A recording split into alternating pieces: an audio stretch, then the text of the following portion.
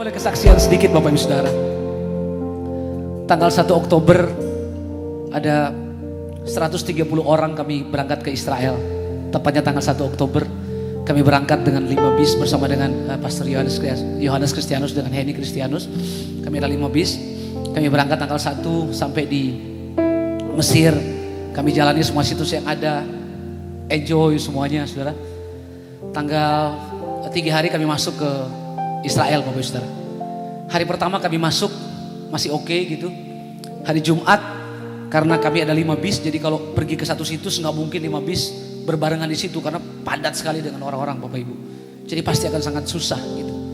Jadi kami dibagi 2, yang 3 bis kemana, kita ke situs mana gitu ya. Kebetulan hari itu saya bawa bis, satu rombongan bis kita ada di Via Dolorosa gitu, di Jalan Salib. Kita baru selesai doa Bapak Ibu Saudara, kita keluar baru mau nyanyi, saya mau nyanyi salibnya. Tiba-tiba sirene bunyi Bapak Ibu Saudara.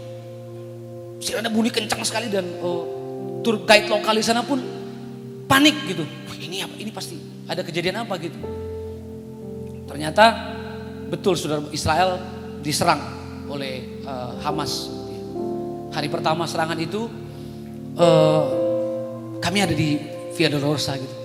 Saya tour guide samperin saya dan dia bisikin, Pastor, gak usah lama-lama, kamu gak usah khotbah, gak usah baca ayat apa-apa di sini. Kita cepetin aja sampai selesai gitu ya.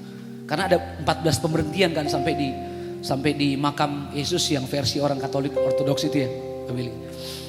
Akhirnya kita cepetin, misalnya. Ini pemberhentian kedua, ini ketiga, keempat, foto. Kita nggak ada ngomong apa-apa, saudara. Karena mereka aja udah panik gitu. Saya sendiri panik gitu. Tiba-tiba di atas kepala kita saudara itu rudal misil di atas kayak pecah di atas kepala kita Bapak Saudara. Wow, itu orang Israel semua ambil kamera, mereka videoin Bapak Ibu. Wah, orang Indonesia nggak ketinggalan juga gitu. Foto, video. Wih keren apanya? Tour guide hibur kita, dia bilang gini. Karena informasinya kan kita pasti pembina rohani pasti tahu duluan. Tour guide sana baru terusin ke kita gitu. Dan keadaannya begini gitu. Jadi di konser Hamas itu turun dan tembakin orang-orang Israel tuh kayak binatang gitu. Lalu siangnya pas sorenya gitu, anak-anak kecil Israel diculik, digorok lehernya, perempuan Israel digorok lehernya, dan kejadian itu kita lihat di video, dikirim ke kita masalahnya. Kalau cuma berita sih mungkin masih nggak apa-apa. Itu kita lihat videonya, orang-orang perempuan Israel, anak-anak ditembak dari tubuhnya, keluar dan digorok lehernya, ngeri sekali gitu. Jadi kita yang berani, jadi waduh. Terus yang kedua yang saya pikirin sambil jalan saya bilang, kita kan mesti berani kan bawa rombongan gitu. Kalau kita takut bagaimana dengan orang jemaat yang ikut kita gitu. Jadi kita punya iman berani, ya Tuhan pasti tolong. Tapi kan yang namanya manusia gitu, serpihannya masuk ke kita ya innalillahi juga gitu. Sekalipun Iron Dome-nya aktif tapi yang namanya akhirnya tuh roket bisa tembus juga kan ke Tel Aviv dan beberapa tempat gitu. Tapi saya melihat penyertaan Tuhan tuh dahsyat. Tuhan tuh ajaib banget. Kita hari itu akhirnya kita selesaikan beberapa situs. Lalu karena alarm bunyi kedua kali Bapak Ibu, jadi tour guide bilang, Pak Marlon, ayo kita pergi dulu ke hotel. Kita mesti cari hotel yang paling dekat sini karena di hotel itu pasti ada bunker yang lumayan besar. Jadi kita bisa kita bisa masuk ke bunker. Akhirnya kita masuk ke hotel Bapak Ibu. Nah saya pembina rohani kan mesti paling belakang gitu. Saya lihat kita ada 89 orang, kok ini satunya nggak ada gitu. Anak muda kok nggak ada. Saya balik lagi saudara. Balik lagi nyari kan, itu gang kecil-kecil saudara. Ya dia asik videoin. Keren pak. Imannya memang luar biasa orang Indonesia loh. Saya bilang balik, bukannya keren, lu balik ke hotel. Orang udah pada di hotel. Kami ditahan, nggak boleh keluar sama sekali saudara. Nah, saya lihat gini. Ada pembelaan Tuhan yang luar biasa. Jadi ada beberapa situs memang kami nggak sempat pergi. Jadi kita kumpul malam itu di hotel, Bapak Ibu, kita nggak boleh keluar. Dan sebagai pembina rohani kami sampaikan beberapa situs yang kami nggak sempat pergi. Kita ngomong tentang situs itu dan mereka juga ngerti dan diberkati. Karena kan mereka sudah keluar duit, kalau nggak ke beberapa situs kan kasihan juga gitu. Besok pagi subuh jam 4 subuh kita harus berangkat ke Tiberias karena daerah sana aman gitu. Kita harus berangkat menuju ke Tiberias. Oke Pak. 4 subuh itu kita lagi pak di mobil saudara, lagi masukin koper-koper, tiba-tiba rombongan bilang, Pastor Marlon, boleh nggak bilang sama tour guide, kita pergi satu situ saja di tembok ratapan. Akhirnya saya bilang juga sama dia, Pak boleh nggak?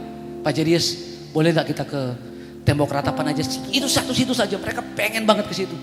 Nggak bisa, lu mau mati di sono. Nggak bisa, dia bilang. Aduh memang orang Indonesia ini, dia bilang memang orang Indonesia ini, aduh udah urat, nggak tahu imannya atau imunnya yang tinggi gitu. Nggak bisa, dia bilang nggak bisa. Kita mesti keluar sekarang. Checkpoint ini kita nggak tahu masih buka apa enggak. Udah akhirnya oleh pertolongan Tuhan kami 2 bis berangkat, 3 yang bis pertama sudah berangkat ke Yerusalem, kita yang terakhir sudah berangkat. Kita lihat checkpoint mana yang buka dan serem banget Bapak Saudara, serem banget karena di tengah jalan itu Bapak Saudara orang Yahudi yang notabene keluarganya sudah mati Bapak. Di tengah jalan mereka hentikan mobil-mobil orang-orang Palestina, ditodong pistol dan kita nggak tahu kejadian apa yang terjadi. Di checkpoint kita berhenti Bapak Saudara, tentara-tentara Israel serem-serem mukanya karena mereka lagi berduka kan gitu. 4 orang, 5 orang naik dengan senjata senapan yang siap.